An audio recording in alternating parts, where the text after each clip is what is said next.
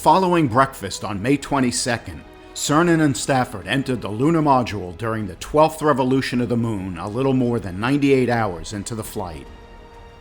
Soon, Charlie Brown and Snoopy would undock, and with John Young still in the command module, Cernan and Stafford would take the lunar module down toward the lunar surface.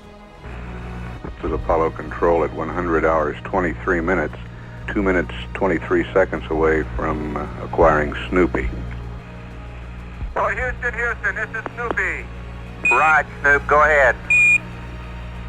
It's going. We is down among them, Charlie. Roger, I hear you weaving your way up the freeway. As Snoopy raced across the lunar landscape, it reached its closest point to the moon near the Sea of Tranquility, the future landing site of Apollo 11. Knowing that Neil Armstrong might soon fly an approach to the Sea of Tranquility, Stafford described the landing site in as much detail as he could. He reported the site appeared more smooth than first thought.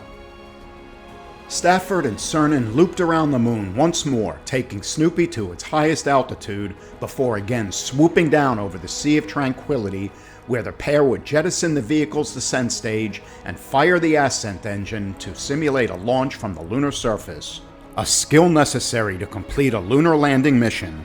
As the two prepared for the maneuver, Cernan flipped a switch activating one of Snoopy's two radar systems. Moments later, Stafford threw the same switch, unaware Cernan had already done so, thereby deactivating the system. The mistake became immediately evident when the descent stage was jettisoned. As Cernan later described, Snoopy was suddenly bouncing, diving, and spinning all over the place. Cernan recounted seeing the lunar surface corkscrew through the window. The vehicle was totally out of control. The spacecraft's radar, which should have been seeking out Charlie Brown, was instead locked on the moon.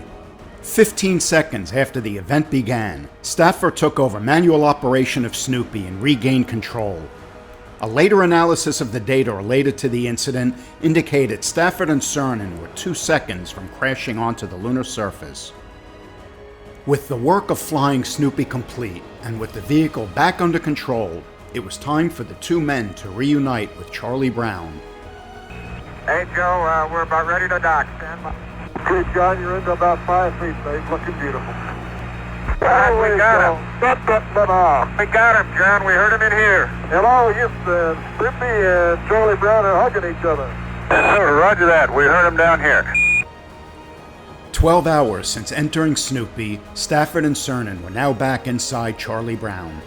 As the crew dipped behind the moon, Snoopy was jettisoned into an orbit around the sun.